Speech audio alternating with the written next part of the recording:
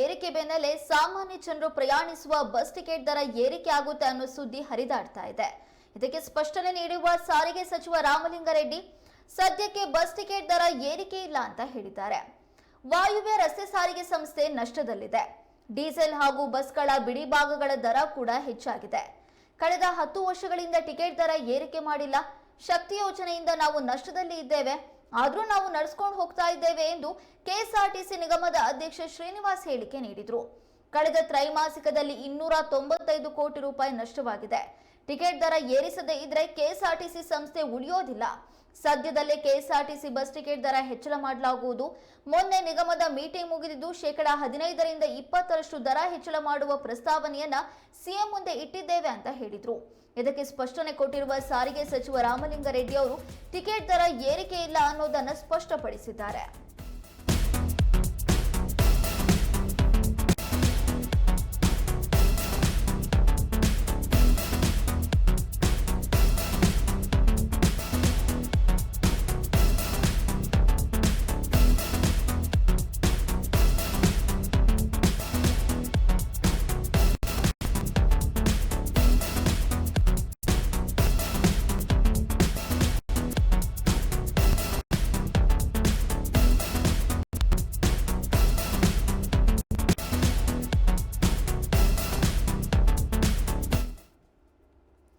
Petrol diesel ದರ ಏರಿಕೆ ಆಯಿತು, ಹಾಲಿನ ದರ ಏರಿಕೆ ಆಯಿತು. ಅದರ ಬೆನ್ನಲ್ಲೇ ಕೆಎಸ್ಆರ್ಟಿಸಿ ಬಸ್ಗಳ ಪ್ರಯಾಣ ದರ ಏರಿಕೆ ಆಗುತ್ತಾ ಅನ್ನುವಂತಹ ಆತಂಕ ಜನರಲ್ಲಿ ಇತ್ತು.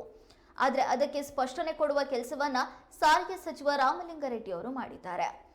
ಸದ್ಯಕ್ಕಂತೂ ಕೆಎಸ್ಆರ್ಟಿಸಿ ಬಸ್ಗಳ ಟಿಕೆಟ್ ದರ ಏರಿಸೋದಿಲ್ಲ ಅಂತ ಸಾರಿಗೆ ಸಚಿವ ರಾಮಲಿಂಗಾರೆಡ್ಡಿ ಅವರು ಹೇಳಿದ್ದಾರೆ. ಆದರೆ ಕಳೆದ ಕೆಲವು ದಿನಗಳ ಹಿಂದೆ ಕೆಎಸ್ಆರ್ಟಿಸಿ ನಿಗಮದ ಅಧ್ಯಕ್ಷ ಶ್ರೀನಿವಾಸ್ ಒಂದು ಹೇಳಿಕೆಯನ್ನ ನೀಡಿದ್ರು. ಶಕ್ತಿ ಯೋಜನೆಯ ಎಫೆಕ್ಟ್ ನಿಂದ ನಾವು ನಷ್ಟದಲ್ಲಿ ಇದ್ದೇವೆ. ಕಳೆದ 10 ವರ್ಷಗಳಿಂದ ಟಿಕೆಟ್ ದರ ಜಾಸ್ತಿ ಮಾಡಿಲ್ಲ. ಪೆಟ್ರೋಲ್ ಡೀಸೆಲ್ ದರ ಜಾಸ್ತಿ ಆಗಿದೆ, ಬಿಡಿ ಭಾಗಗಳ ದರ ಕೂಡ ಜಾಸ್ತಿ ಆಗಿದೆ. ಹಾಗಾಗಿ ನಮಗೆ ಈ ನಷ್ಟವನ್ನ ಸರಿದೂಗಿಸ್ಕೊಂಡು ಹೋಗೋದಕ್ಕೆ ಸಾಧ್ಯವಾಗ್ತಾ ಇಲ್ಲ. ಅದರಲ್ಲೂ ವಾಯುವ್ಯ ಸಾರಿಗೆ ಸಂಸ್ಥೆಗಳು ಬಹಳ ನಷ್ಟದಲ್ಲಿ ಇದ್ದಾವೆ. ಇದೇ ರೀತಿ ಮುಂದುವರೆದ್ರೆ ಕೆಎಸ್ಆರ್ಟಿಸಿ ನಿಗಮ ಉಳಿಯೋದಿಲ್ಲ ಅಂತ ಶ್ರೀನಿವಾಸ್ ಅವರು ಹೇಳಿದ್ರು.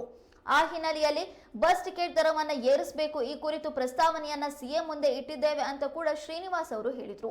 ಆದ್ರೆ ಇದೀಗ ಸರ್ಕಾರ ಸ್ಪಷ್ಟನೆಯನ್ನ ಕೊಟ್ಟಿದ್ದು ಸದ್ಯಕ್ಕಂತೂ ಕೆಎಸ್ಆರ್ಟಿಸಿ ಬಸ್ಗಳ ದರವನ್ನ ಹೆಚ್ಚಳ ಮಾಡುವ ಯಾವುದೇ ರೀತಿಯಾದಂತಹ ಅಂದ್ರೆ ಪ್ರಸ್ತಾವನೆ ಇದೆ. ಆದ್ರೆ ಕೆಎಸ್ಆರ್ಟಿಸಿ ಬಸ್ ದರವನ್ನ ಹೆಚ್ಚಳ ಮಾಡೋದಿಲ್ಲ ಅಂತ ಸಚಿವರೇ ಹೇಳಿರೋದ್ರಿಂದ ಪ್ರಯಾಣಿಕರು ನಿಟ್ಟುಸಿರನ್ನ ಬಿಟ್ಟಿದ್ದಾರೆ.